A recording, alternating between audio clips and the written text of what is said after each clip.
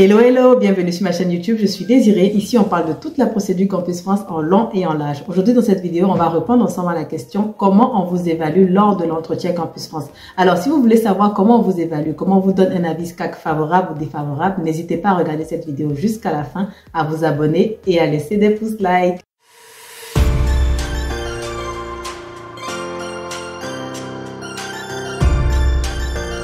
Alors mes chers amis, pour la procédure Campus France 2024-2025, pour la rentrée prochaine, nous avons lancé les simulations d'entretien pour vous aider. Alors si vous voulez faire des simulations d'entretien avec moi ou un membre de mon équipe pour vous préparer à mieux répondre aux questions lors de votre entretien, pour éviter les avis SCAC défavorables et avoir après des refus de visa, n'hésitez pas à nous contacter au plus 33 07 45 20 30 88. Alors les places vont vite au fait et cette année on a décidé d'accompagner que 20 étudiants pour la simulation d'entretien parce que ça prend du temps et de l'énergie. Donc, n'hésitez pas à vite nous contacter pour qu'on puisse vous prendre le plus rapidement possible. Donc, voilà. Alors, mes chers amis, rentrons dans le vif du sujet et parlons maintenant de comment Campus France vous évalue lors de votre entretien. Quels sont leurs critères d'évaluation, sur quoi ils se basent pour vous donner un avis SCAC défavorable ou favorable. Alors, l'avis SCAC, bon, SCAC, déjà, ça signifie quoi? C'est Service de coopération et d'action culturelle. Donc, si vous voulez, c'est l'Institut français dans votre pays, c'est Campus France. Donc, l'avis SCAC, en fait, c'est l'avis que Campus France vous donne sur votre entretien. C'est ce qu'ils disent, au fait, en fonction de ce qu'ils ont ressenti lors de l'entretien. Donc, pendant que vous êtes en train de faire l'entretien, vous êtes évalué. Et il y a une grille, au fait, d'évaluation que je vais afficher sur lesquels ils se basent en fait pour vous évaluer. Donc, le premier point sur lequel ils vous évaluent, c'est votre projet d'études et votre projet professionnel. On va regarder la cohérence entre les deux. Est-ce que l'étudiant a une cohérence entre son projet d'études et son projet professionnel? Donc, je vous invite encore une fois à regarder les vidéos que j'ai fait sur ce sujet, comment expliquer son projet professionnel et son projet d'études. Donc, ils vont regarder au fait la cohérence. Donc, vous voulez faire quel type d'études pour devenir quoi? Si c'est logique, ok. Mais quelqu'un qui veut faire des études je dis n'importe quoi, des études de médecine pour finir plombier, vous voyez qu'il n'y a aucun lien. Donc, son projet d'études et son projet professionnel n'est pas cohérent. Déjà, c'est un mauvais point. Et après, vous aurez un mauvais avis SCAC. Du coup, il faut que votre projet d'études et votre projet professionnel soient structurés. Ça soit, au fait, dans la même direction. C'est-à-dire que vous savez quelle étude il faut faire pour finir ce que vous voulez, au fait, tout simplement. Donc, quand vous êtes dans la logique, on voit que votre projet d'études est clair. Votre projet professionnel est clair. Donc, c'est la première évaluation. C'est la première chose qu'on va évaluer lors de votre entretien Campus France. Alors, la seconde chose qu'ils vont évaluer lors de votre entretien Campus France, vous savez bien, c'est votre motivation. Je parle souvent de motivation ici. Qu'est-ce qui vous drive, en fait? Pourquoi la procédure Campus France? Pourquoi la France et pas un autre pays? En quoi est-ce que la France va vous apporter quelque chose dans votre parcours académique, dans votre vie personnelle, dans votre vie professionnelle?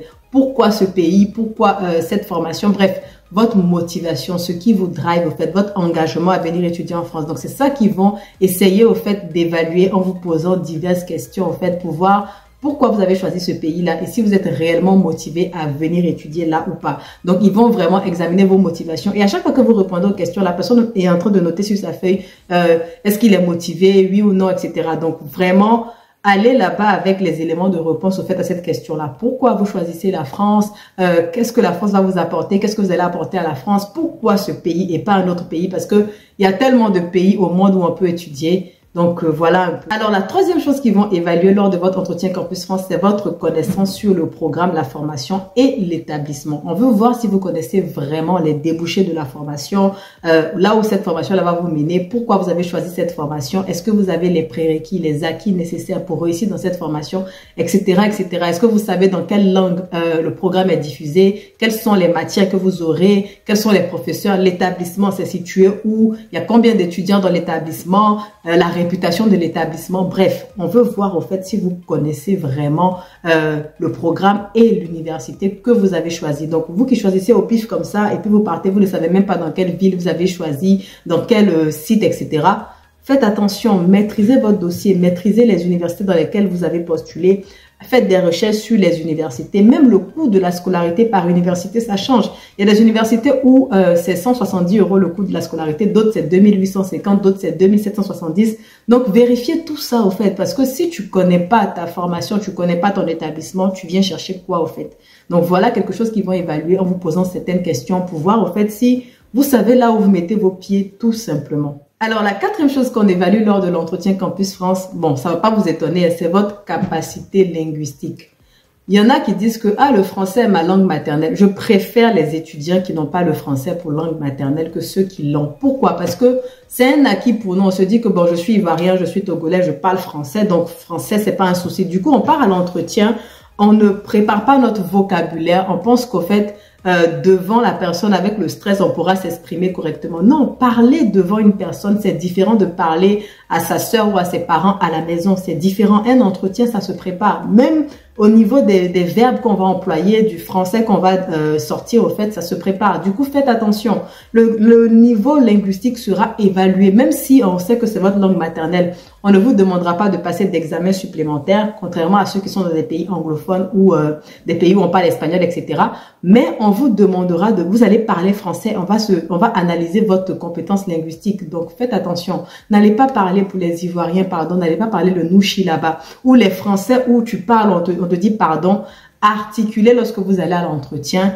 Parlez correctement, même si vous parlez un français basique, au fait, utilisez de belles phrases, de bons mots et tout ça. Alors, la cinquième et la dernière chose qu'ils vont vérifier lors de votre entretien Campus France, c'est votre maturité et votre adaptabilité. Ils vont vous poser des questions au niveau de la maturité pour savoir si vous avez les épaules nécessaires pour quitter votre pays, votre quartier, vos parents pour venir étudier en France.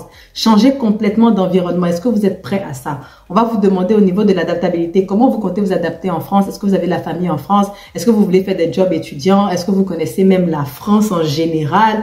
Est-ce que vous savez les démarches administratives à faire lorsque vous allez arriver? Tout ça pour voir si vous pourrez vous adapter en France. Donc, si vous êtes bébé, à l'entretien, ça va se sentir et on pourra vous mettre un mauvais avis juste parce que vous êtes un enfant. Peut-être que vous avez un bon projet d'études, un bon projet professionnel, mais vous êtes trop immature au fait pour pouvoir venir.